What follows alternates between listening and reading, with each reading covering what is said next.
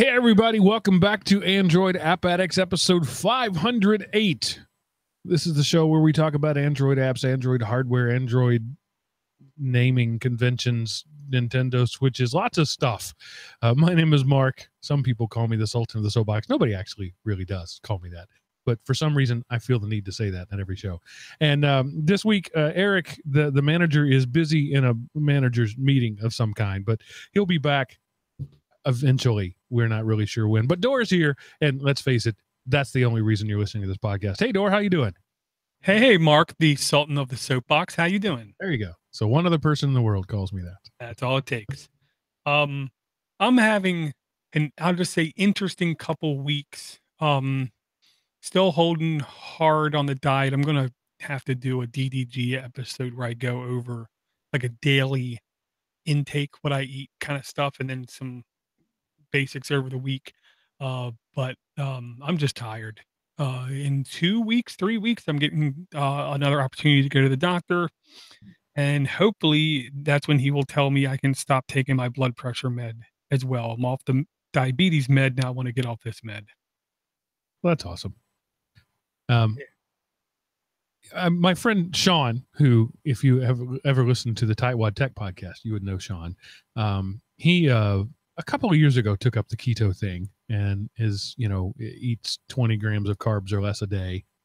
And one thing I've noticed, I've known Sean a long time, and variety is not a big thing for him. He finds a restaurant he likes, he finds a meal he likes at that restaurant, and he eats that every time he goes to the restaurant. He eats the same thing. And I'm finding that the keto diet is great for people who are not interested in variety at all. I need more variety in my life, and I'm struggling to when you got 70% fat, 15% protein, and 5% carbs in your life. There's not a lot of variety there. So that's where I'm struggling on this journey of mine. Yeah, I'm almost keto by accident is the reality of it, because the doctor basically told me no white stuff, no rice, no breads, no potatoes, and cut out the hard sugars.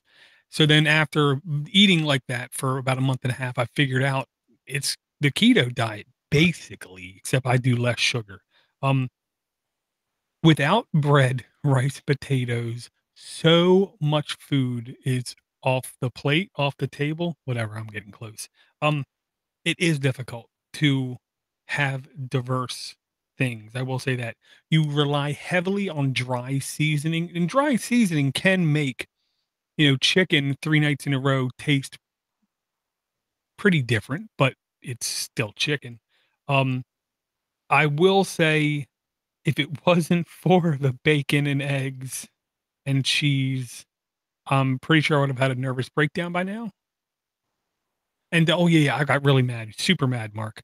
Watched a thing on Netflix. I was going to say documentary, but then I was going to get really upset by saying the word documentary. I watched a movie calling itself a docu something called The Magic Pill. I watched that too. I was so upset at that movie, Mark, because it had such a good opportunity to just hammer home some of the basic science, basic facts, basic understanding, and basic common beliefs about the diet. Instead, they went on an extreme anti-GMO natural rant for way too much of the movie, and they used the word toxin way too loosely. And the keto diet cures autism. That's a claim that, you got to really invest in that claim. And they had a couple of cases where a couple of kids saw improvement. That's not a science fact at that point. But it's frustrating. Yeah, the 2 lines I was reminded of while watching that movie was, the plural of anecdotal is not data. It's just multiple anecdotal things, not fact. One of the big things I've also been really upset at over a lot of the food stuff I've been seeing is when they try to insinuate food is medicine. Food is not medicine. Food is food. I will say I'm starting to believe the opposite has a ounce of truth to it, which is bad food is bad for you. But food is not medicine. Food is food. I don't know.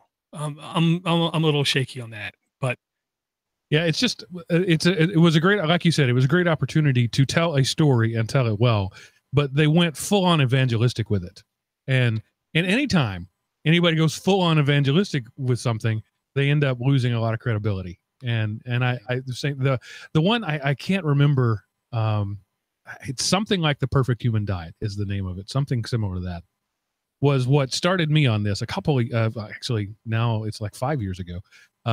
It was just one of those Netflix documentaries I picked up, and it was all about the keto diet. And I thought, well, I don't know if this is right or wrong. I don't know. But let's say that starting right now, I'm going to be keto. I'm going to be no carb. It was like, 1:30 on a Saturday afternoon. It was lunchtime. I had just watched a documentary. Okay, what am I going to eat? And I looked in my pantry. I can't eat anything. All the foods that I had were rices and corns and flours and starches all over the place and sugar everywhere. And I realized maybe this doesn't work, but I know what I'm doing doesn't work. So let's try something different. Yeah, exactly. There is no perfect. Well, that's one of my things. There is no perfect diet. Everyone's different. Everyone has to take their own route. I will say, the other thing that they insinuated in that movie was the fact that it was an expensive diet because it's an expensive diet. And then 30 minutes later, they have some goofball in a puffy jacket standing on the side of the hill saying how all food can be done like this. It is easy. It's simple. No, it's one or the other. It's either really expensive or it's easy for everybody to do.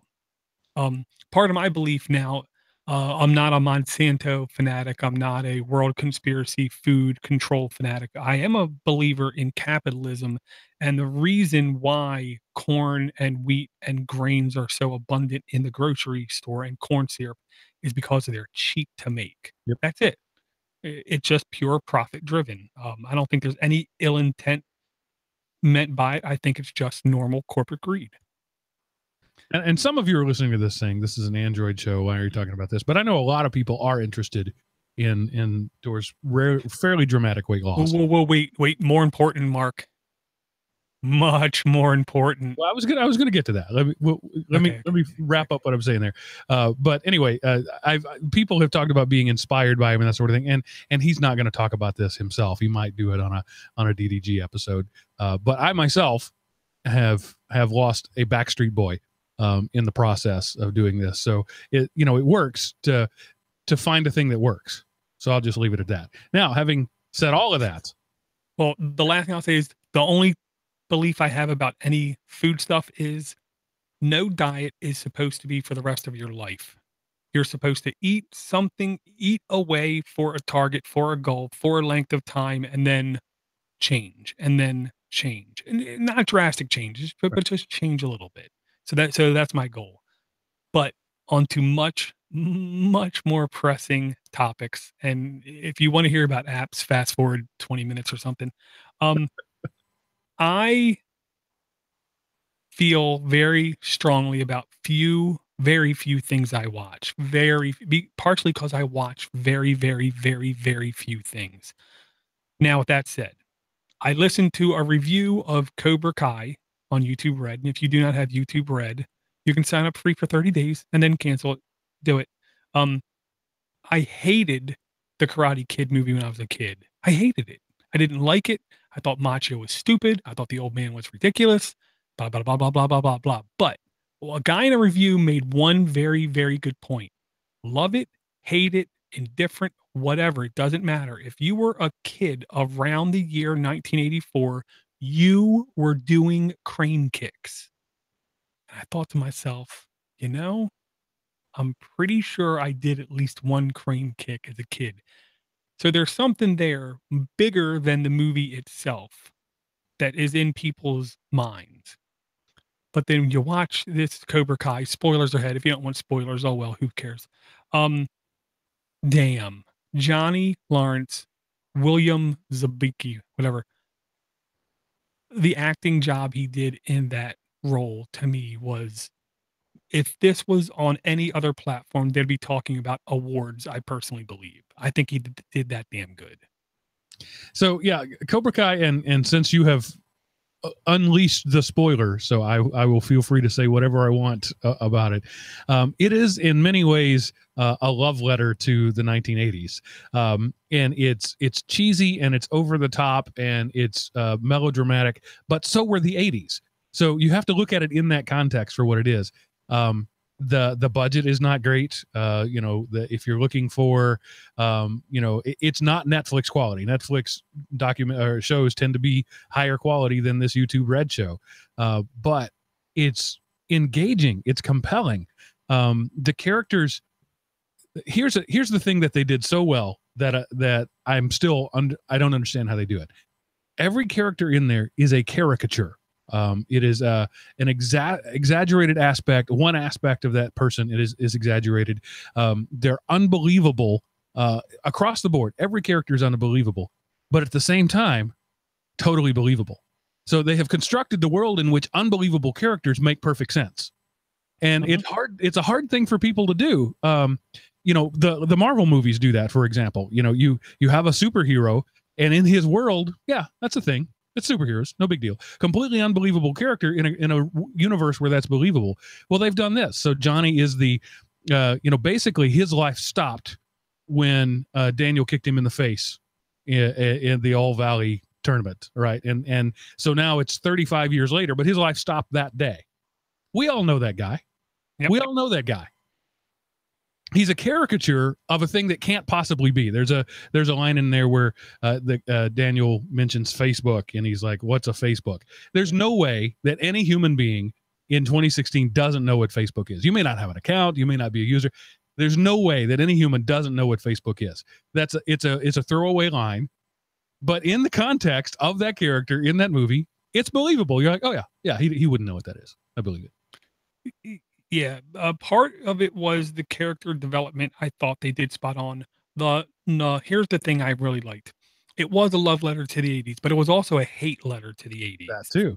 It was all emotions coming out. I loved the callbacks to the original Karate Kid because most of them you needed to have no knowledge of the Karate Kid, yet what it happened still made sense. Right. And what I mean by that is, almost every line Johnny Lawrence says on the floor of the dojo to all of the students were the exact same lines you hear the other sensei say to Johnny Lawrence back in Karate Kid. Everything from quilting class, there is no fear. I mean, almost every line he said on that mat was the exact same line said in the other one.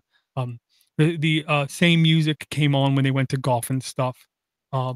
So many similarities, yet differences. And the thing that I'll say that I loved, Mark, was there's some poetic term for this in the plot line, but when they took the car out for the test drive and you saw them both starting to gain understanding, starting to gain almost respect, dare I say, and then nuclear bomb, everything comes to pieces. And that's how life is. Just when things start going your way, and Johnny says this, it all goes to hell, because that's life. Life is drama, happiness, trauma, happiness. There is no perfect. I could not stop watching it. I binged it, and then a day and a half later, I convinced my wife to watch it. So I sat there and watched it again with her over like 2 days. Season 2. I mean, there's going to have to be less callbacks, less nostalgia, more original content come in season 2 is my logic. And I'm actually looking forward to it. Yeah, it's there are lots of themes there. It's deeper than I expected. There's themes there about what it means to be a teacher, what it means to be a student, what the impact of a father or a father figure, or the lack of a father on a child's life. all wrapped up in 30 minutes of cheesy dialogue. It's kind of amazing in that it works as well as it does. But I started with the 2 free episodes that you get for not being a YouTube Red member. And like I said, they run anywhere from 30 to 45 minutes. So the whole 10 episodes runs, less than 6 hours. And I ended up binge watching it. And toward the end of it, my daughter came in and she got interested in it. She's like, I might have to go back and watch it. And then my wife sat down like 12 minutes to the end of the final episode. And I'm like, honey, you don't want to sit down now. This is not the time. As much as I love you, you don't want to sit on the couch with me now and start watching this. We'll come back and do it later. So I signed up for the free month of YouTube Red. I had fully intended to cancel it because there's really nothing else on YouTube Red that interests me. But now I have to keep it open at least until my wife can watch it too. Because that's just it's that good. Yeah, and I'll say it's not family friendly. I would not call it PG. It's PG. Yeah. I wouldn't call it G or PG. PG-13 best. And then I thought, well, maybe the original wasn't as kid friendly as I remember either. And there were definite spots in the movie that were not kid friendly, but not like this one. This one had the extra language on top of it. And there's a lot of violence in it. I mean, there's adults beating up kids. Mm-hmm. There was some of that hinted at in the movies, but not in the way that it is here. And what I loved most about it was the parallel. So we all know Daniel's story from the movies. This is Johnny's story. And if you've ever read Ender's Game and then the book Ender's Shadow, where it's the exact same story told from a different character, that's a lot of what this is. There's a lot of flashbacks from Johnny's point of view. And it's interesting because he doesn't think, obviously, that he's the villain in the first set of movies, but we all think he is. But we see it from his point of view, and it's like, oh, well, maybe he really wasn't that bad. So it makes you believe it. Yeah, every true villain in history, every well-written villain in history does not believe they're a villain. They believe they're the good guys. They believe they're fighting for what they believe is right. He was a bit jerky. He was a bit spoiled brat like kind of thing, but I never called him pretty. I never remember using that word pretty. And I'll say this, the scene with him going to the All Valley board meeting to try to get Cobra Kai reinstated as a competitor, there were like 3 scenes in that series that just cemented this guy is this character, and he's doing a fantastic job. Now, I'll also say this, for their ages, they look fantastic. I believe it's 56 and 58 years old. Yeah. Wow, is all I gotta say. My goodness.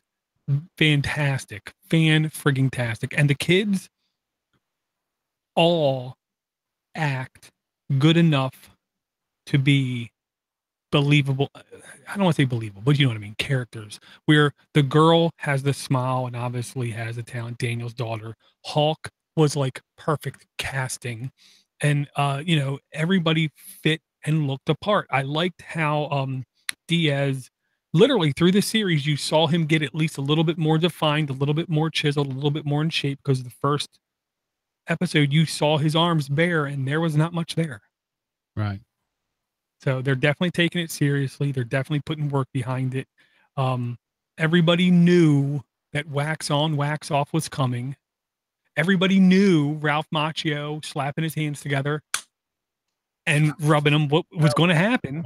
It really was. Yeah. There were callbacks like that we knew they had to do, but the 2 callbacks they did not do was they did not play Cruel Summer, which was key to that first movie, and they did not play You're the Best, which I'm sure they're saving for season 2.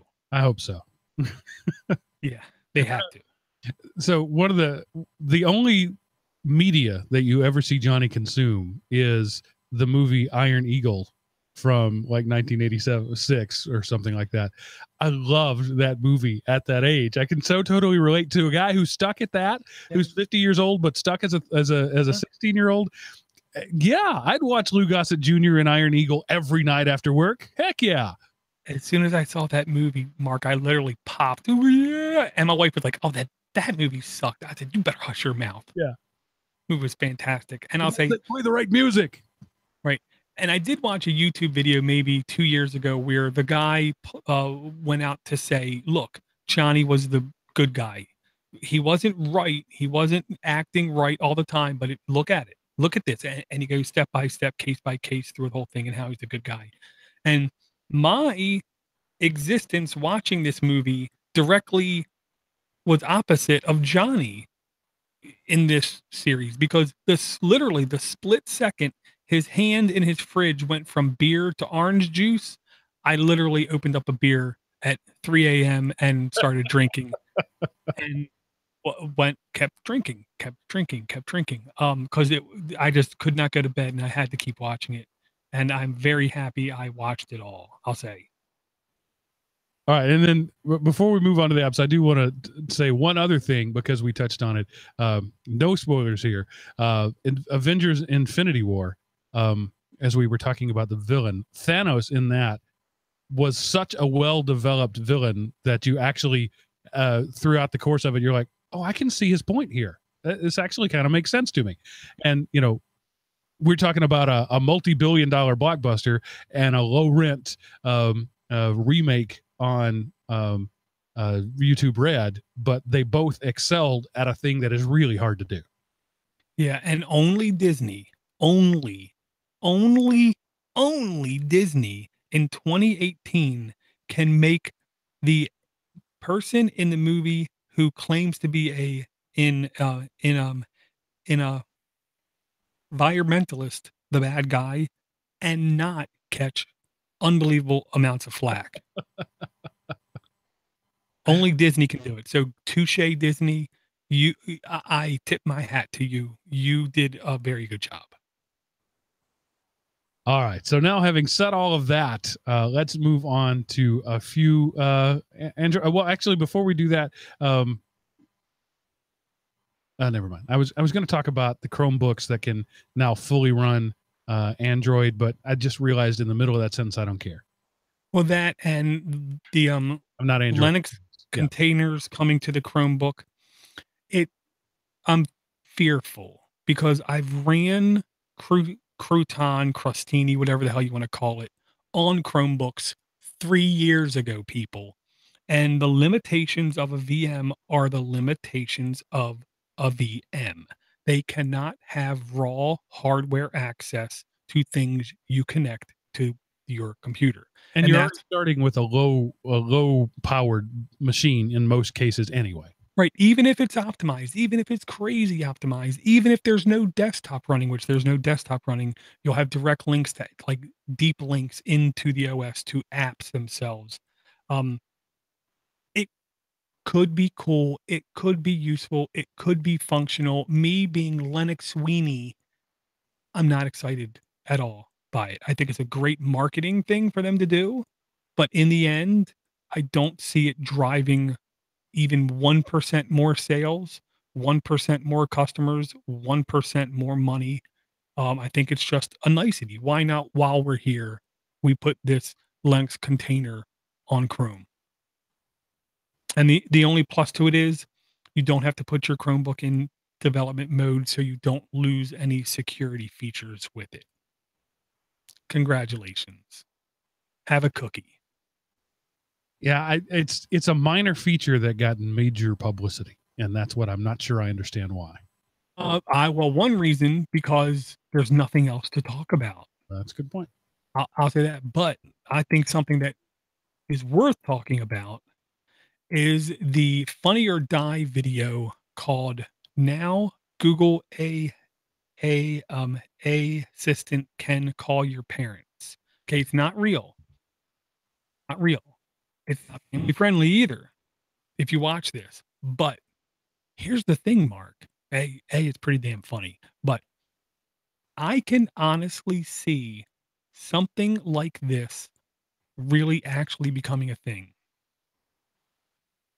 where like the college kid is too busy to call his parents and he can just with a thing on his keyboard hit it and it will call up his parents and go over the last couple things that they posted, the time they went to sleep, how much sleep they got, you know, pictures of their food, you know, kind of thing. Like I can literally see that kind of thing becoming real. Yeah, so this is a parody of at the Google conference. They had the Google Assistant call a restaurant, have a conversation with the person at the restaurant, and book a reservation in a very realistic way. Of course, you know it was very carefully crafted, probably pre-recorded. You know, and it's not ready now, but in a few years, that thing probably will be a reality.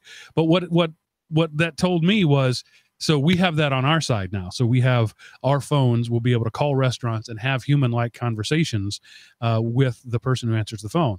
Well, it won't be long before the restaurant will say, why do I need somebody to answer the phone? I'll just have my own AI that does that. And that will be the first time when you'll have AIs talking to AIs, and at some point they're going to realize they don't need the humans anymore, and there just won't be anybody to answer the phone, and nobody will be making phone calls, nobody will be answering phone calls. It'll all just be Skynet. Yeah, I'll just say this: if history's any example, how many demos have you seen go completely flawless on stage, Mark? Most of them. Most of them? Well, you have a very discerning eye, or you have really like. I don't watch many demos. That's why. Okay, because I've seen so many just completely blow up. This was obviously pre-recorded, and there's a bunch of people now saying it's obviously fake. It's obviously completely edited. What? Duh. Do you think the thing was actually real? That's actually how everything happened? No, but I guarantee you it wasn't insanely off of that. And there's little doubt in my mind that Google can do something like that, because we've seen their Google voice message translation engine go from barbarically horribly bad, and then all of a sudden it seemed like it was almost accurate. So with that said, if they're calling a restaurant knowing they're going to make um a a appointment, all they got to do is have like a set of 6 or 7 things to listen for that they know should be coming back to them, and they're on their way to actually making a good amount of conversations end successfully. Um, and I laugh. I love, and laugh at the absolute mental invalids completely freaking out about that video, saying it didn't announce itself as being a computer. Oh my goodness, this is so. What are you talking about? Does it matter? Does it really matter? Wait a minute. Does it really matter? No. Did the task get done? Was the other person offended? Did the computer assume a gender or something wrong? I mean, come on now. No, there's nothing wrong with it. There's absolutely nothing wrong with it. It's just the way it is. And I'm going to laugh when in 2 or 3 years it's completely taken for granted and no one gets offended by it anymore. And in fact, we come to rely on it. And one of the comments on the video that you posted, which is a funny or die video called "Now Google Assistant Can Call Your Parents." One of the comments that made me laugh was, "Okay, Google, break up with my girlfriend tomorrow night." Oh. Wow. That's harsh. And which brings me back to another quickie. The last episode of Seinfeld was a decade ago now, Mark. Already it's been a decade. One of the things in that episode I thought was hilarious was George and Elaine, I think, were making fun. I think it was George and Elaine were making fun of somebody for breaking up with somebody over a cell phone, because that's like the lowest form of communication. You would do it over a cell phone? You know, what's wrong with you, kind of thing. That's how far we've gone in 10 years, where now it's the primary communication device everybody uses, except for, of course, Johnny Lawrence. And to correct you, 2 decades. 1998. Oh my goodness, I'm old, Mark. Okay. Okay. And I'll say like this. One of the things that I've read I'm going to go back and watch the final episode again, that it actually almost got more funny because of how ridiculously politically correct we are now. It makes that show make more sense. Right. Which Yeah, doesn't shock me. I got a friend who was in a punk band. He wrote a song called Got Dumped by an Email because he actually did get dumped by an email. His girlfriend sent him an email and said, I don't want to see you anymore. That's pretty cold. But yeah, I do think you make a good point that we are more and more allowing the technology in our lives to distance us from the difficult tasks. You know, break up over cell phone or an email or now, I mean, yeah, okay, Google, break up with my girlfriend. That's a joke, but that doesn't mean it won't happen in the near future. Her AI, your AI will call her AI. They'll have a conversation together. Both of them will be in tears. And then the girlfriend will just have a notification the next morning that says, by the way, Johnny dumped you. Yeah, confirmation, and then it will automatically log into your social media account and change your status. Your relationship status on Facebook. Yeah. I like it. Yeah, man. And that's the one thing I just want to reiterate. 99.999% of what Google showed us was great for Google's long-term business model, because 99% of the stuff they showed us, we cannot do ourselves unless we are connecting to a Google service. This isn't something you can take offline. It isn't something you can have in your pocket. It has to actually be connected. So good on them, I guess. And now Android things. Did you see anything about that, Mark? I did not. Okay, I ranted about it on Mini PC Show. If you want the full rant, here's the mini part of it. Azure Cloud Sphere is a open chip design that Microsoft gave away that you can prefab all you want, make all you want, with no licensing fees. It will then use for IoT devices, this chip, and it will be very low power. It will connect to the Azure Sphere cloud service for 10 years of security updates. Okay, that is a very smart business move for Microsoft. Google released Android Things 1.0. Android Things 1.0 is not an open chip design, but instead using 4 or 5 other chip designers' chips as a basis for it. The boards themselves are 4 to 8 times bigger in physical size than Azure Sphere, so the size of the device is now hurt. And Android is only promising 3 years of security updates, which I will say, for Internet of Things type appliance devices, it is the kind of thing I want to only buy once every 10 years or so, not once every 3 years. So Android things will completely die in a horrifically bloody, violent train wreck, just like Android TV has been doing now for 3+ years. That's just my guesstimation.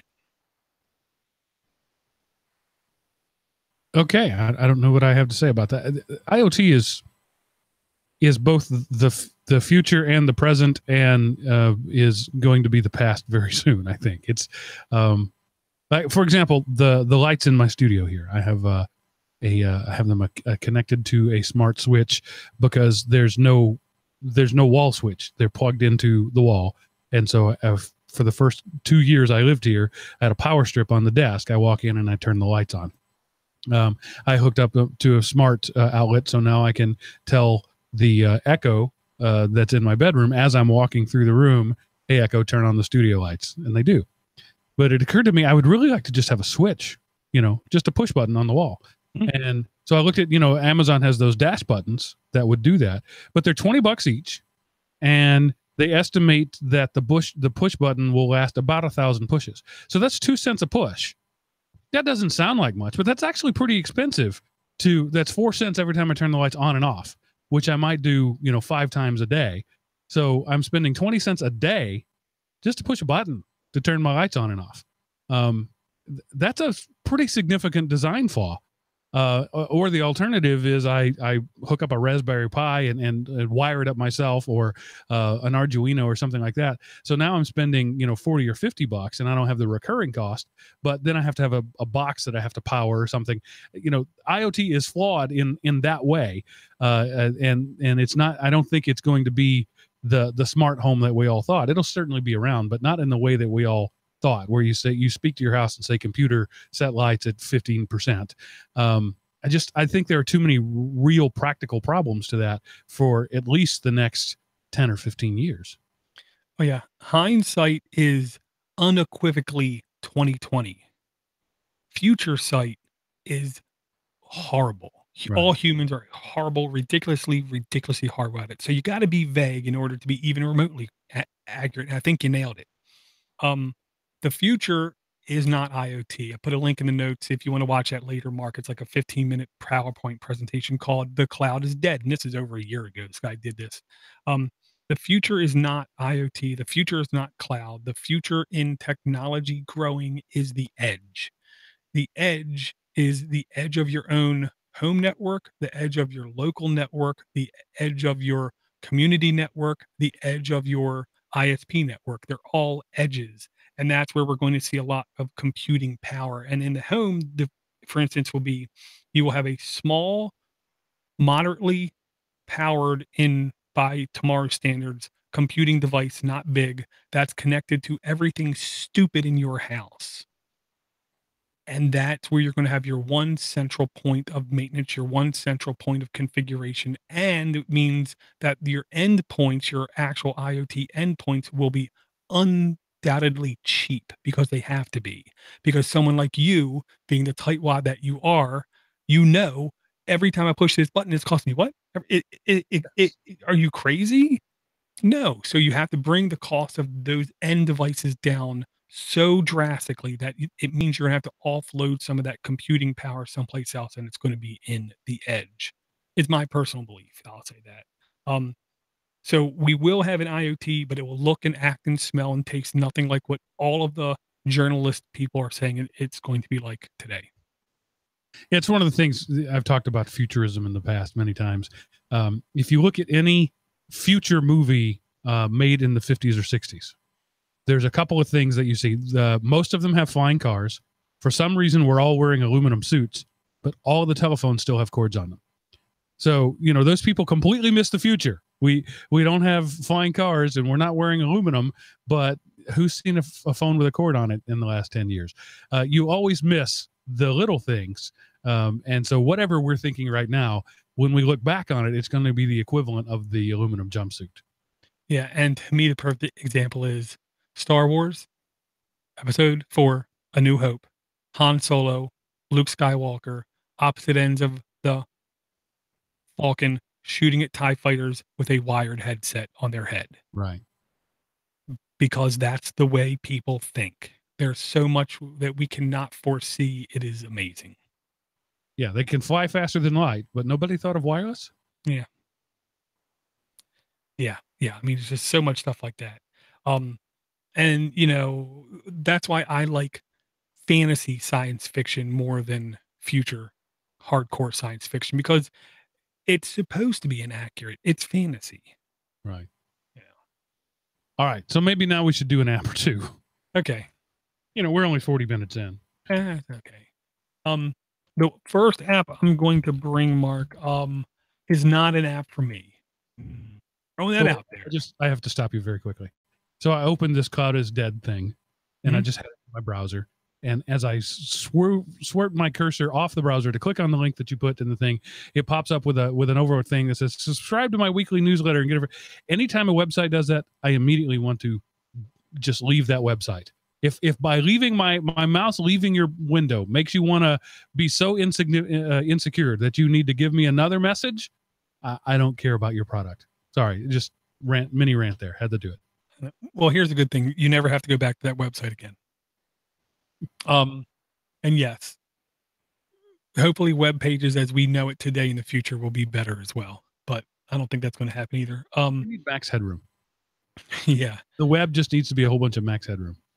I'll take that. All right. Shoutrageous. Yeah, Shoutrageous by Warner Brothers International Enterprises. Trivia apps. Does contain ads. Does offer in-app purchases. Completely free to download. 48 reviews. 4.9 average reviews. Updated May 9th. 2018. 40 megs in size. 1,000 plus installs. Current version 1.0.3. basically this is a trivia game. Here's one of the things I liked about this trivia game. You start it on your device, then you hand your device to the next person playing, then they hand it to the next person playing, and hand it to the next person playing. So everybody doesn't have to have their own devices. I thought this was okay for like small groups or people without cell phones, like, I don't know, Johnny Lawrence. And that was the main reason I brought this up. My wife is a trivia fan, is what I'm going to say. Like, my sister was on Jeopardy. My wife's family says that she should be on Jeopardy.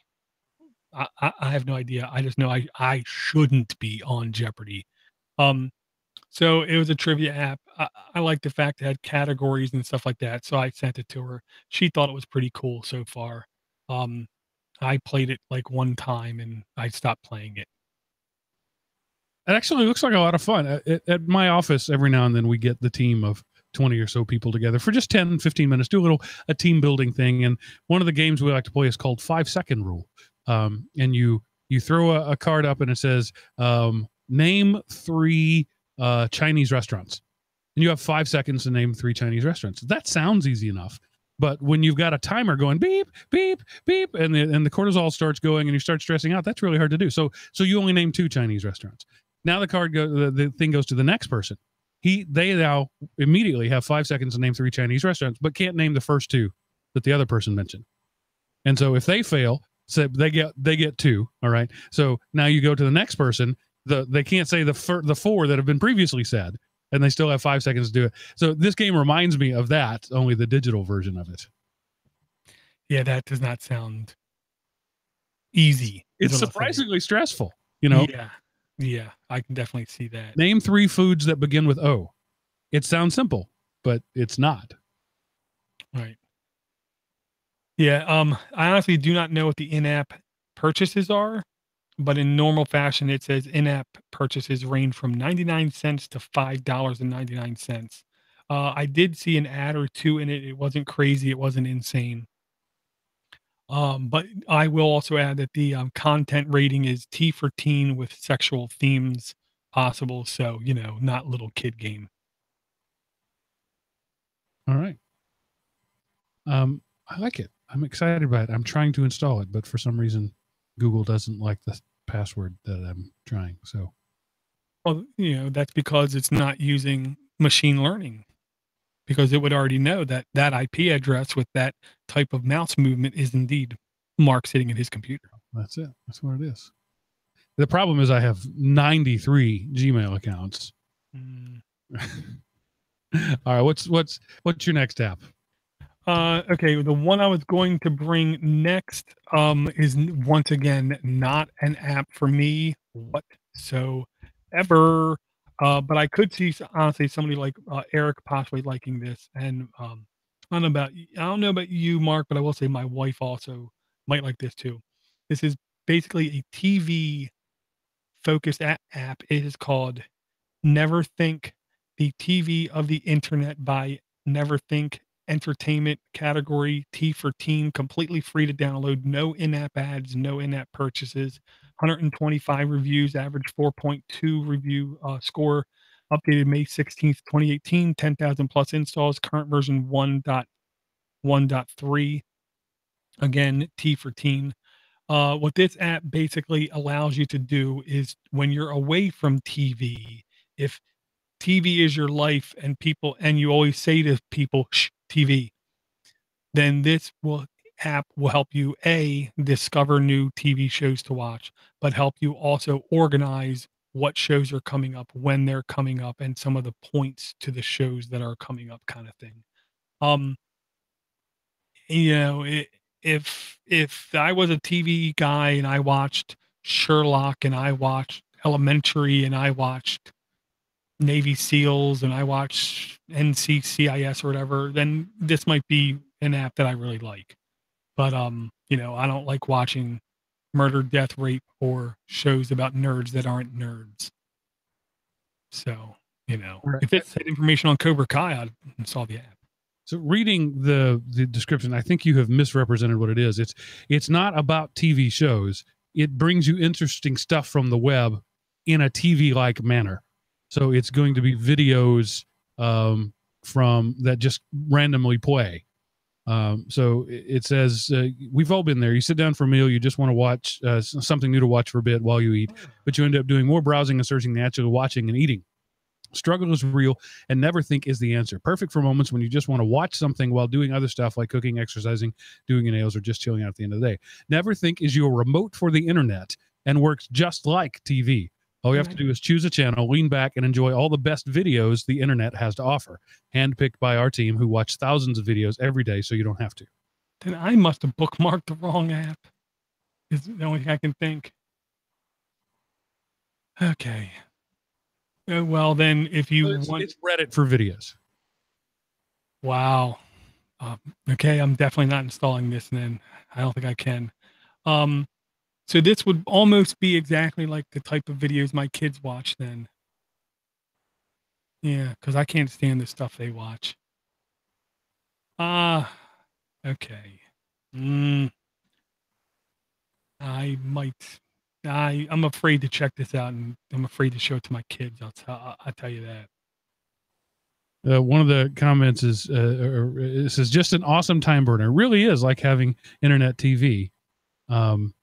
And then it asks for different categories. So apparently you pick a category like comic books, and it gives you curated videos about comic books. I just picked that at random. But you mean kind of like YouTube already does if you just hit search and hit play? Yeah, but I'm guessing maybe it looks for things other than YouTube because, you know, YouTube only has a few 100 billion videos, so you could run out. Yeah, they don't have GIFs. So, okay. I like the way it's presented. It's not a thing to pay attention to. It's noise. It's background noise. It's a thing to go on because I think the internet excels at background noise. And so the guys at Neverthink are just doing. It's not about thought. It's not about really. I call it bubblegum for the brain. It's just something for your brain to chew on while you're doing something else. And so for that thing, I could see it being good. But most of us have, you know, YouTube or Netflix. I mean, Netflix is getting so aggressive about the autoplay these days. You have to actively work to stop a video from playing on Netflix. So I don't really see the point of it other than the fact that it's completely free.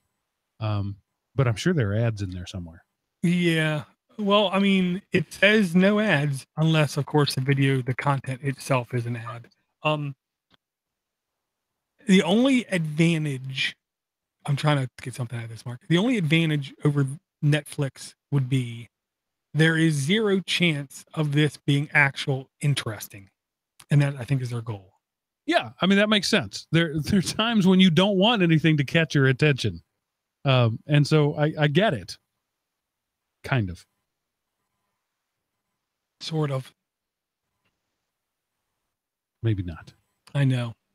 All right. Let me read the one email we have today from Dave, who asks, have you guys ever found an app that waits to notify you of event reminders until you pick up the phone? So if you have the phone and you're moving and driving, and the event notification would trigger normally, but if your phone is somewhere else sitting on a table, you get the notification as soon as you pick up the phone. Love the show. Thanks, Dave. Battery at 90%. So Dave, I kind of get what you're getting at. You want to essentially mute your device until you are accessing it. So you want all the notifications to come in when you pick up the device. I've never heard of such a thing other than, you know, apps that mute the device. Like, you know, there are apps where if you turn your phone face down, it doesn't make any sound. And then you pick it up and you see all the notifications that came in while you had your phone face down. So, I mean, I've heard of that, but I don't know of any app that will turn off notifications until such time as you activate your device. The Agent app comes kind of close to that, actually. For example, when I'm in drive mode using the Agent app, I've talked about this many times. It's one of my favorite apps. The text message and stuff come in, and like they get an auto reply that I'm driving. But when I turn it, when I turn off the drive mode, in my case, when the Bluetooth goes off, it says you're no longer in drive mode. I get all the notification sounds that I would have gotten. So I get a text message sound, an email sound, and all that sort of stuff. So it kind of does what you want to do. So you might want to look at that and see if maybe you can make that work. But otherwise, I've never heard of a thing that would do that. You do it? Yeah, no, but I will say I think, hit the sweet spot for him, because I think what he wants is when he picks his phone up to have the notifications appear. Because the lazy answer would be, well, just mute your phone, and then when you pick it up, you'll see all the notifications sitting there waiting for you. But he doesn't want that. He wants the notifications to then show up. So the only other thing I can think of is the same kind of thing. You set almost like a tasker rule that when you set your phone face down, your phone goes in airplane mode. That's one way to not get any notifications or anything. And then when you pick up your phone, airplane mode disables, and then you get pummeled by notifications. I will say there is room for advancement in mobile operating systems as far as notification management is handled. I can see grouping these 3 apps into this notification where don't notify me with every event, notify me every 3, 4, 5 events, or whenever this group of apps send something in, just wait an hour and then send it to me. It's no rush kind of thing. I can see notifications getting smarter, dare I say, as time goes on. Right now, we don't have it.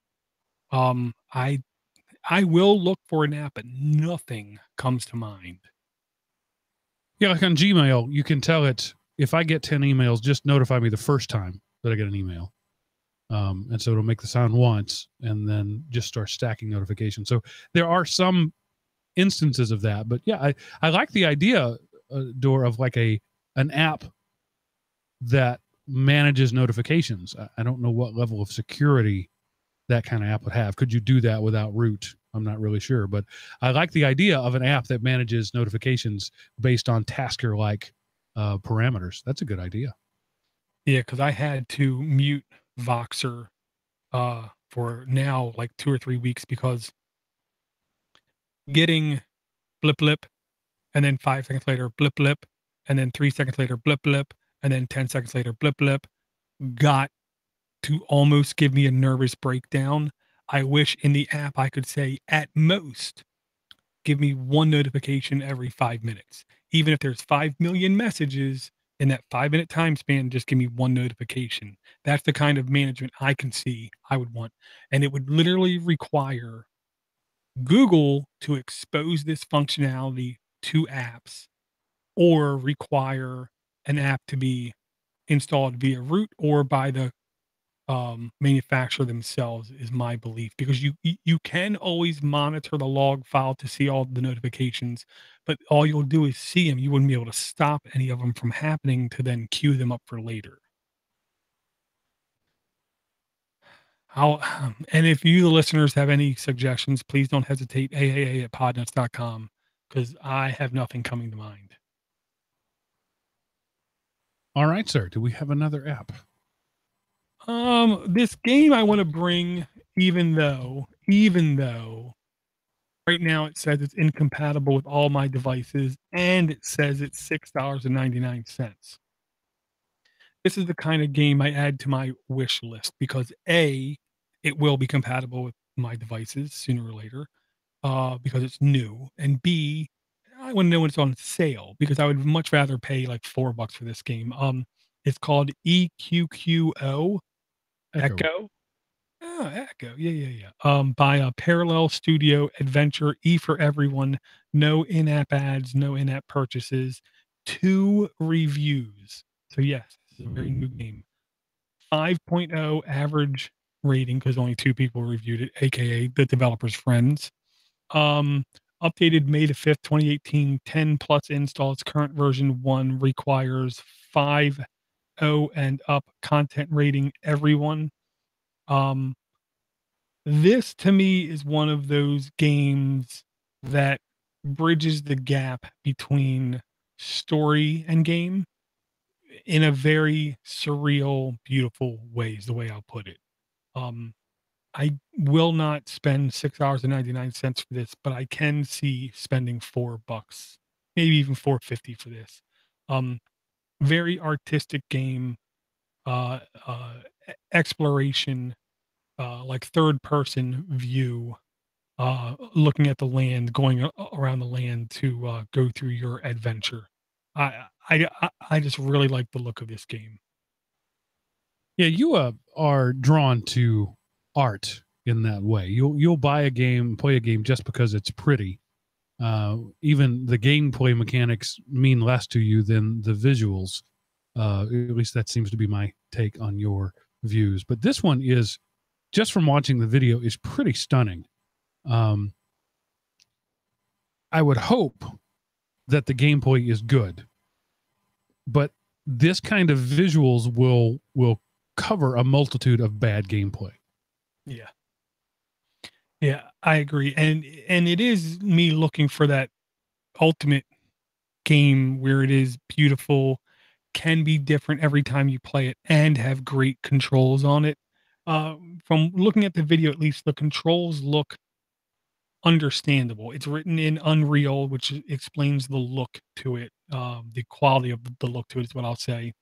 Um, I'm gonna have to just keep my eye on it, see when more people download it, maybe watch YouTube video or two, people going over the game, and then when it comes on sale, jumping and trying it out because I just think this is the kind of game where it looks good enough, and maybe the story has enough of a good message in it that can even ask my kid to play it.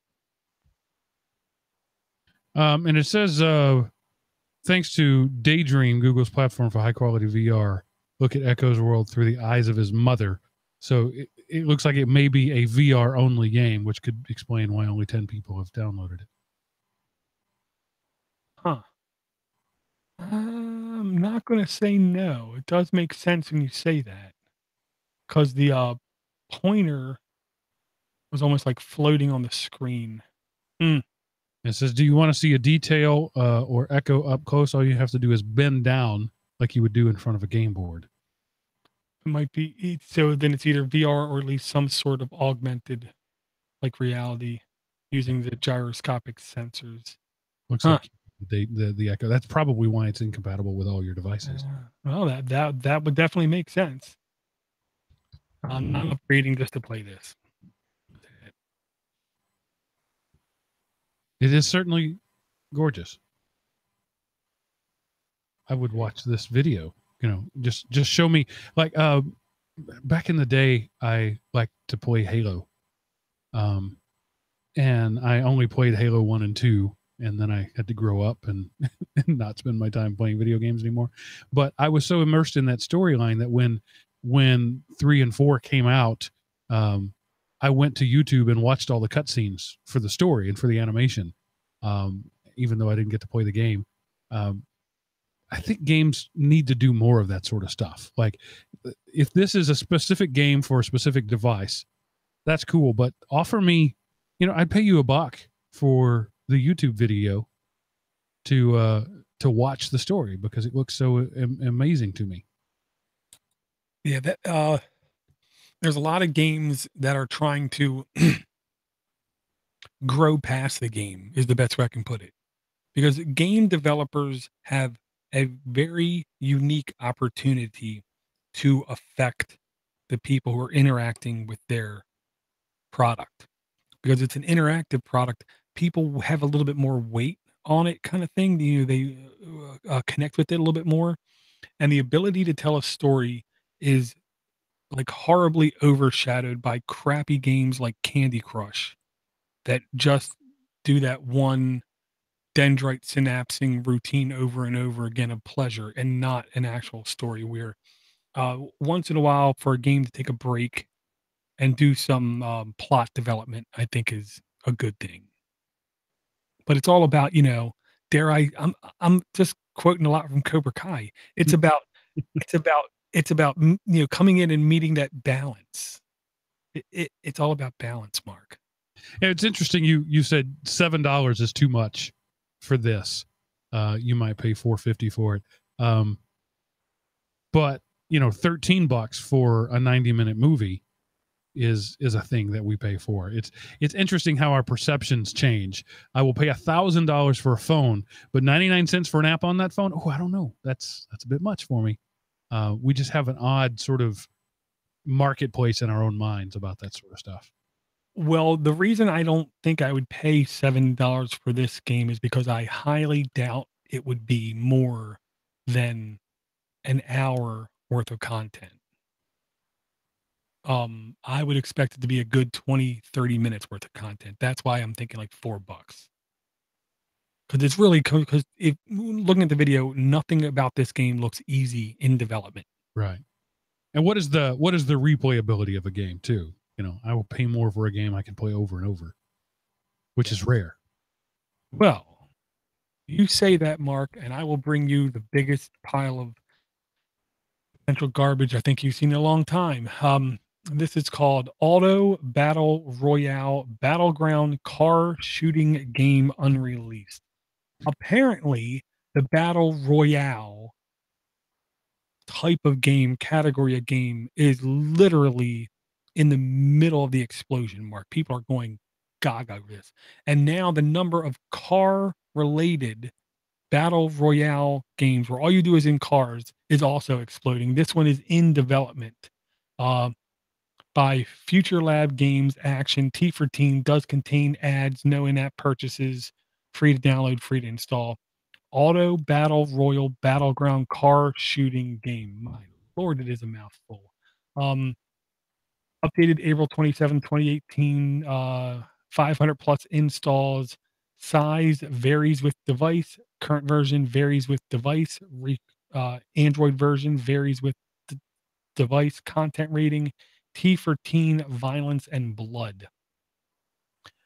This is reminiscent of Fortnite graphical style, a turn down a notch, I will say, where basically all you do is drive around, hanging out of vehicles, all kinds of vehicles, and shoot everything around you. And that's the entire game. And the replayability is every time a new match starts, different people, slightly different environment, slightly different vehicles. So you ask for replayability, Mark.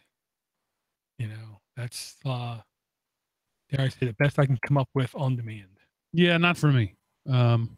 I understand that this is a thing that people like. I am not one of those people.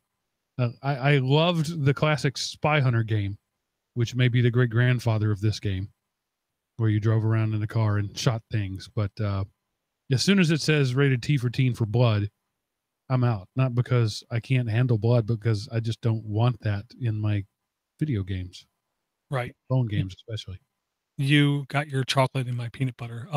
I watched a video of a guy playing the arcade Spy Hunter game, Mark, and there's like I don't want to say a glitch because that's not right. There's a bug in the game where if you stay on the right line, on the right-hand side near the very beginning, you never have to turn.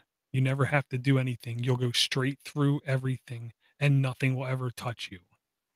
And that's how the guy figured out he could get high score on Spy Hunter. What's the fun of that? And that's what I thought. I said, well, congratulations on figuring it out, but that's it. So what? Now you're just wasting people's time and you're wasting electricity by doing something stupid. That video made me mad when I watched it. It really did make me mad when I watched it because I'm sitting here thinking, this guy's high score in Spider Man. He's going to be doing this and doing that. Man, he's going to be good. No, he wasn't. It was sad. You know what's not sad? What's not sad is when our friends support this show with their hard-earned dollars. And I'd like to thank Mike Bream for that very thing. Mike, he stepped up and he left us a pledge on Patreon, a generous pledge, Mike, and we appreciate that. You make this Festival of Mediocrity possible every week. Mediocrity. I can't even say it. Thanks for being generous, for being a supporter, but mostly thanks for standing up and being counted. We appreciate you, Mike. Right. And we don't have to stop this show and shove a toothbrush down your throat. Like now I'm hearing a lot of podcasts getting a lot of money from one toothbrush manufacturer, which just makes me think they must really be overcharging for that toothbrush if they can afford all these ads. Just saying. I have done ads on my podcast in the past, but they were always products I was genuinely excited about. And when you heard me do a 15-minute, it was never that long, but a long ad, it was because I was excited about the product. But you listen to, I mean, nobody gets that excited about a toothbrush. They just don't. The only reason anybody's talking about that is because they're getting paid to. And we don't have to do that. We can be unbiased because of friends like Mike. Well, yeah. And I'll say, I've propositioned companies to do ads on this show. I went to them to try to do ads. D-Brand was one of the companies, and they just said, the last time we did it, we don't think we got a great return on our investment. And to be honest, business is really good right now. We don't need advertisements. Well, that's fair. Right. Thank you for replying to my email. But we're not going to, time's more valuable than that. Think about all advertising. That's why, ads in games or whatever, it's all about millions of impressions before you get a purchase. And so I had the same experience with DigitalOcean. They came to me, they approached me and said, we'd like to be on your show. And they bought them, I think 3 months of ads. And I did the ads after I vetted the product. I appreciated about DigitalOcean. I said, we'd like to be on the show. Here's an account. Use it. See if you like it. And so I did. I liked it. I talked about it. And then when I went back to them after that campaign was over, they said, yeah, we didn't get enough signups with your referral link to justify the expense. That's fair. I got no issue with that. Unfortunately, my core audience is people who don't pay for anything. So advertising is never going to work for me. Well, I'll just say, Mark, with your number one show was called the Tightwad Tech. That's true. It's going to be a little hard to get money out there. And I will say this, if the point of the podcast, the content is to make money, I think it's much easier to find a happy medium between an advertiser and your audience, because you're here to make money. Here, I'm going to advertise this thing to you, which will either help you make money or help you in your process of what you're doing to make money, kind of thing.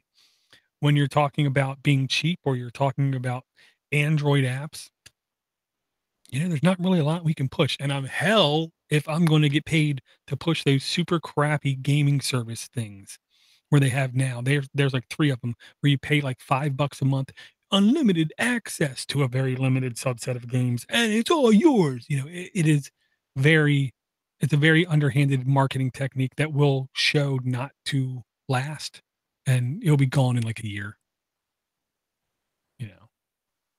And I'm just happy I've never helped them propagate their formula. We mentioned them once on the show just as an idea, and that was it. It's like those poor BitConnect people who just did an ad and now are felons. You got to be careful with that sort of thing. Yeah. Well, it's like the Rolling Stones always said, you can't always get what you want.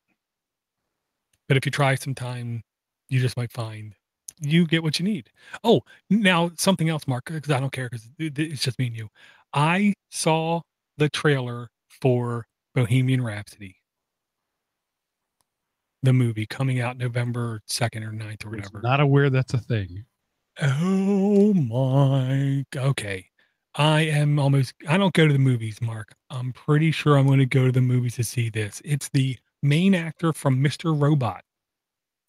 The main actor from Mr. Robot playing Queen, Freddie Mercury. And I'm sorry, but it looks like he's doing a good job. And I'm going to partake and pay and go and see that. Oh, so it's the story of Queen. Yeah. I'm in on that. That sounds interesting. Yeah, and like if I had to say right now, if there's a band I could resurrect from the dead and go see perform live tomorrow, near the top of that list would probably be Queen, because I'm pretty sure they put on a hell of a show. Yeah. So yeah. So that's a thing too. All right, let's do at least 2 more apps so we can give people, more than 5 apps. Okay. Not a game app. I'm really hesitant to suggest a lot of these kinds of games. I'm going to give this a thumbs up in the spreadsheet, but there's a couple critical flags screaming at me on this application. It's called Squirrel, group chat organized by Yahoo under communications. E for everyone, no in-app purchase, no in-app ads, free to download by Yahoo. Not the masters of security, I'm going to say. So whatever username and password you use on this system, make damn sure you've never used it anyplace else and you never use it again. 2.8 average rating. 2.8 average rating. That's not great. Updated May the 7th, 15 megs, 1,000 plus installs, current version 1.0.0. Version 1.0.0. So maybe they're going to get better. This is yet another platform for group chat. And one of the things I think that I can say with some level of certainty is I don't think any of us have the ability to look at something and say whether or not it's going to be the next popular group platform. But I'm pretty sure it's not going to be this platform. It's very colorful. It's very blocky. It's very pastel-y. It's very emoji friendly and like really bad, easy to make meme type pictures kind of thing. So if you're like a 12 to 14-year-old child and you need a group chat place where none of you are aware of what security is, then Squirrel group chat organized might be the perfect app for you. So it's like the old Yahoo Messenger, kind of. I mean, I remember all of these features on it. It's invite only, and it's only got 1,000 installs. So the odds of somebody being able to invite you are pretty darn slim. Yeah, and they might be playing off of the fact that if you get an invite, then you can invite your friends. Right. I'm guessing. But I don't have that many friends. And maybe that's the problem, why I don't see this. So create separate rooms for specific types, turn off notifications in rooms that are a snore, have a secret room. Why have a secret room when I can just text? I only have 3 friends anyway. Well, even if you have 5, and why snooze a room? Just close it. Right. A room you created, you can snooze. Yeah. Maybe it's what the kids are doing these days. A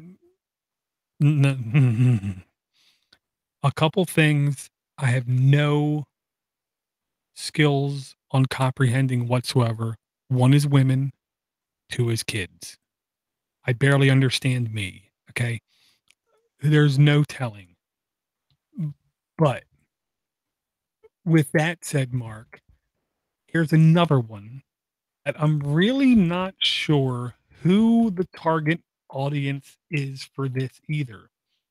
This is called Clipisode by Clipisode in the social category, T for teen, 4 reviews, completely free to download, no in-app ads, no in-app purchases. 4.2 average reviews, updated May 16, 2018, 13 megs in size, 100 plus installs, current version 1.21.0, requires 6.0 and up, content rating T for teen. So what this is trying to be, it looks like, is this selfie cam driven blogging platform for self-centered people, maybe? Instagram. But I mean, with Instagram, I see the camera facing the other way, at least a fair amount of the times, where this is literally supposed to be nothing but selfie video clips. So it's Clipisode. You make an episode of your video clips, right? Clipisode. That's one of the clever name. And so the idea is you make a show featuring you and your friends. So you got to share this with other people, and they tell jokes or do plays or something, and you put the clips together to make a show that you then publish on the web via Twitter or Facebook or Instagram. So, but if you're using Twitter or Facebook or Instagram, you already have all of these tools. I guess it's the ability to have other people, because I mean, I don't know that other people can participate in your Instagram. I don't have an Instagram account. I don't know. It's just weird. It's weird, and I'll say this: there's a lot of social, behavioral things changing in modern culture today.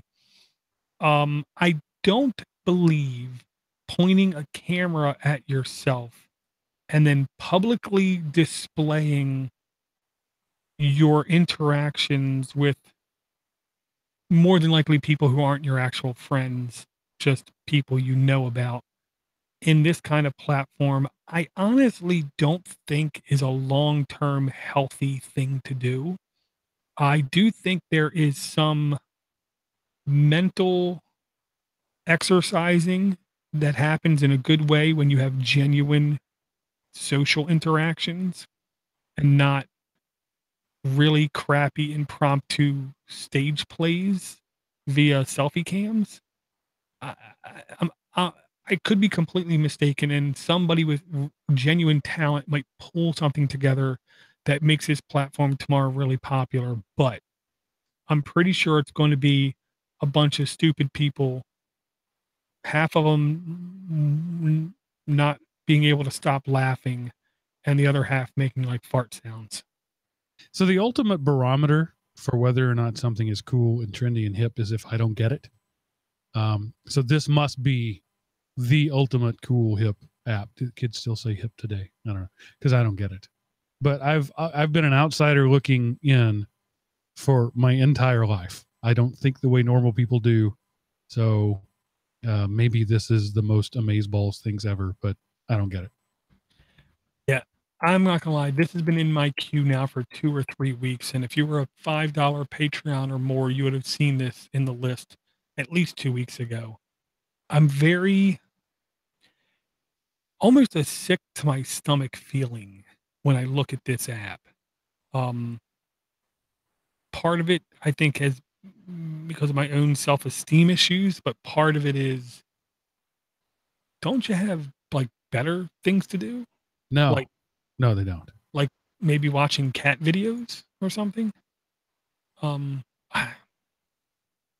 So maybe this is what Neverthink uses to gather their content.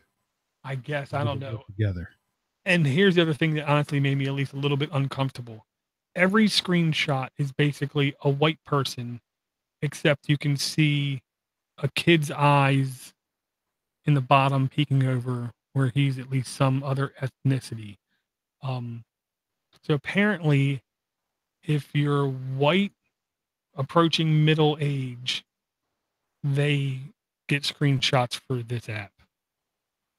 So yeah, that's why I don't know who they're going for. Because I mean, literally, I'm looking at the pictures, mid 40s, 40s, 40s, 30s, 40s, 30s at least 30s, maybe 40s, and yet it says T for teen.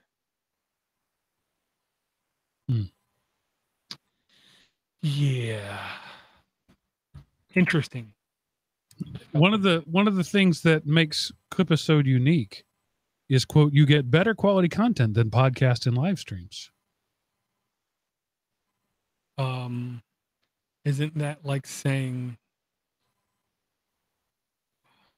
you know, you get fresher air when you breathe through your nose or something? I mean, that, how can that claim even be plausible? It's only got 4 reviews. It's like, you can get cleaner light when you turn your head that way. What? I don't know. But you know what I do know is that our friend Jarrett stands behind this show. He doubled his pledge on Patreon, ladies and gentlemen. And I may not get the kids today, but I get Jarrett. And Jarrett, I appreciate that once again, not only the financial contribution, but the fact that you wanted to stand up and be counted as those who support and your generosity. You doubled your pledge. Awesome. Thank you for that. And I'll say, everybody on Patreon, you have the ability to think of me as your local politician, and you've already given me money. So now you can walk into my office and kind of demand that I do something for you because, you already paid your way in the door. So if there is an app you want me to go in depth into and do a video of and share it on Patreon, just let me know. Just please, whatever you do, don't make it Clipisode. I'll beg you to pick almost any other app we've ever talked about, but not Clipisode. All right, Dora, we're verging on mini series length here in this episode. So let's fire off the last 2 barrels you got. Okay, what I'm going to do first, and this is a massively multiplayer online thing I saw, unfortunately, does have ads, does have in-app purchases, aka this is the kind of game, Mark, that if you play for any length of time, you'll get upset at because you got to either pay to play or wait through a cooldown period. Pay or wait. I know. But I will say, I honestly think it looks really good. It's called Maguss Wizarding MMORPG by Mall's role-playing game. 2,300 reviews. E for everyone. Again, does have ads, does have in-app purchases. Completely free to download. 3.7 average reviews. Updated May the 10th, 2018. 33 megs in size. 500,000 plus installs. Current version 1.03, 4.1 and up acquired. E for everyone. If this is the kind of game that you like at all by watching the video, because yes, there's a video into it, I'm pretty sure you would have a lot of fun playing this game. I've played massively multiplayer online RPG games years ago, like literally 6 years ago or plus. I recognize almost nothing about this game as being a massively multiplayer online. So something's changed.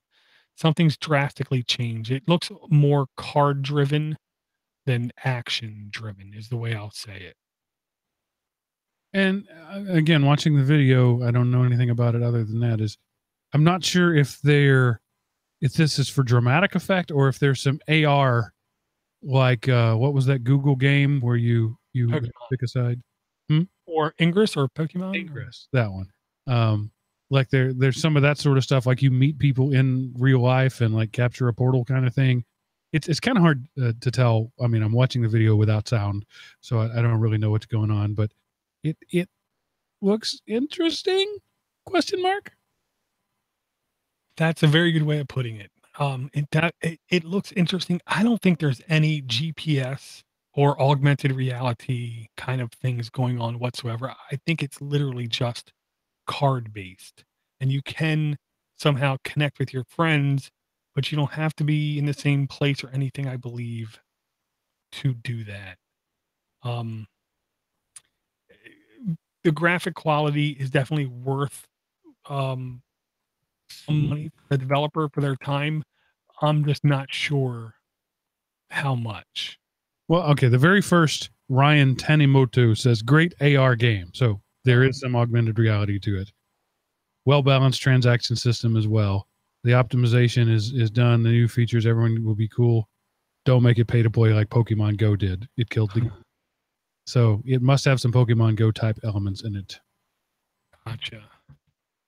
Okay, one more mark, and this one caught my eye only because of its blandness, I'm going to say.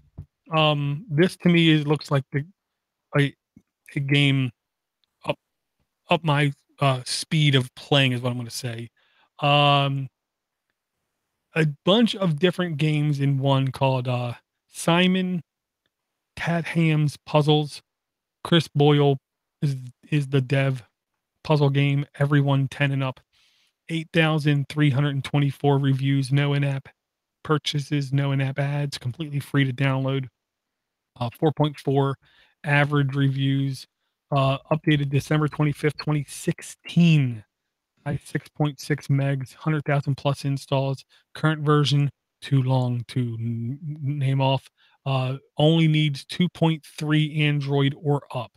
Everyone 10 and up. Fantasy violence. This will work on nearly any device, I'm going to say. It's basically a collection of different kinds of puzzle games, whether it be like connecting electric circuit type of game,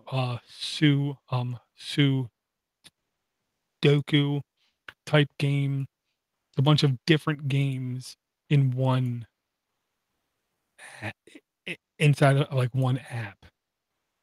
So I'll just say if you want a bunch of different kinds of games, at least like I'd say 20 different types of games inside of one app. None of them are crazy graphics, none of them are crazy fancy, but it's a very diverse set of games all in one place. Then this would be a good place for you. 39 games total. Yeah, with variations on Minesweeper and Sudoku, like you already said. Solitaire is in there somewhere. Cube, which I'm guessing is like one of those slide the puzzle piece kind of things. I honestly don't know. Yeah, it's just basic standing in line games. Yeah, and the reason I like it is it's just one app you download and you can have all these different games.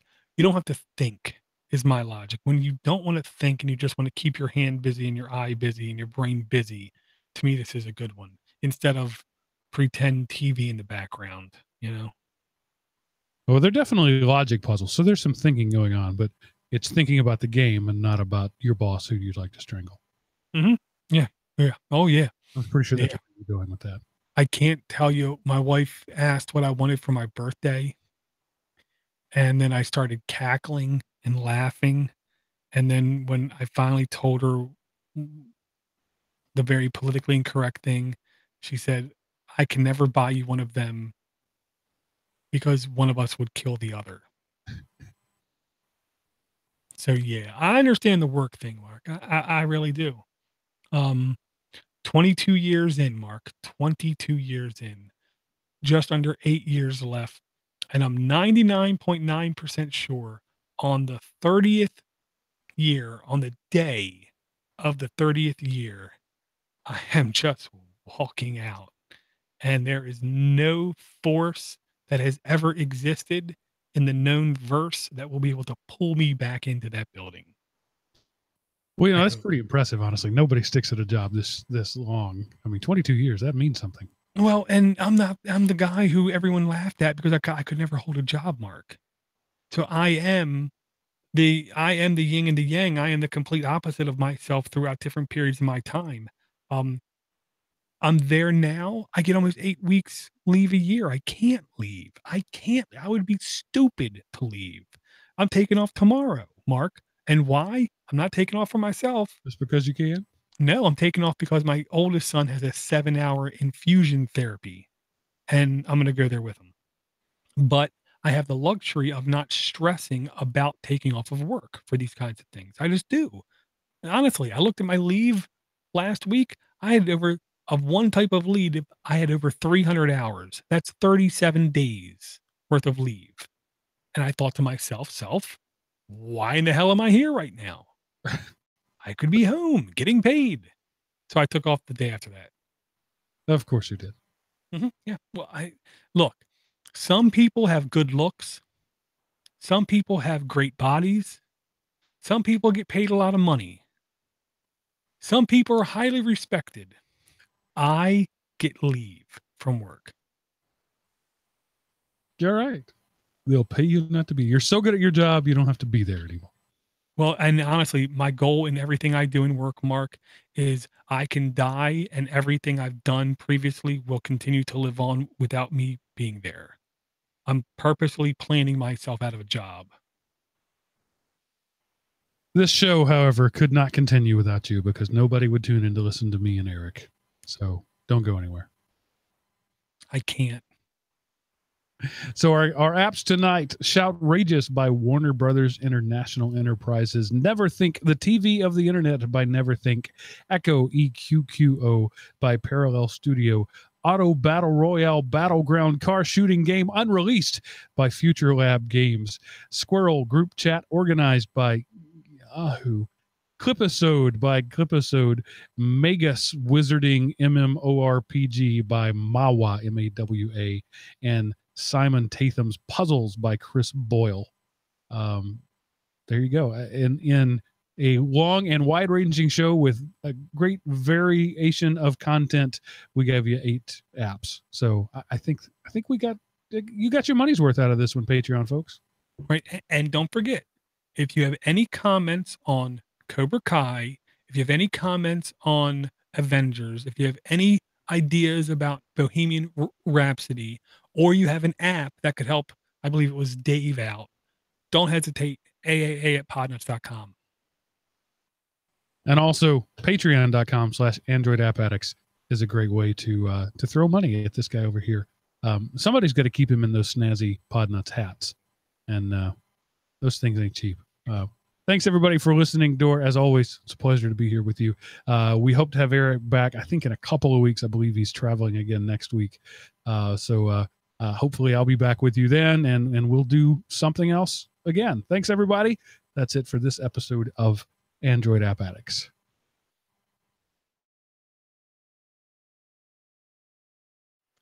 Oh yeah. I didn't hear from. Well, come to think of it, I haven't heard from him in a couple of days. I know he's been really busy. Yeah, that means show names. Intro. Strike first. Strike hard. No sir. No mercy. No mercy. You want that to be the start? I'm pretty sure that's the show title, I'm going to say. That's the show title. There you go. But yeah, I mean, with the intro, you can do whatever you want to. I'm not going to tell you what to do. You've been doing damn good. Yeah.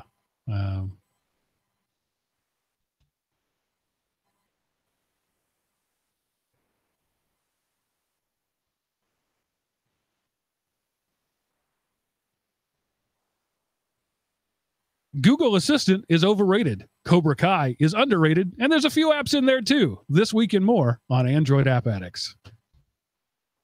This week and more? That's not right. Just cut the and more this week on Android App Addicts. Okay.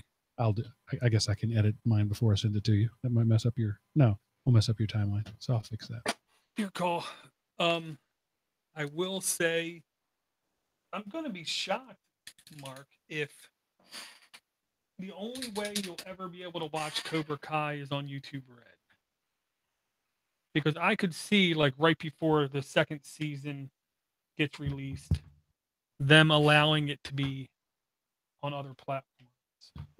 Just to maybe help drive customers. I don't know. That's a possibility.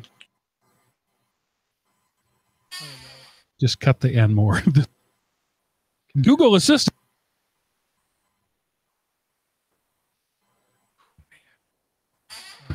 Since there's no YouTube This week and more. Stream.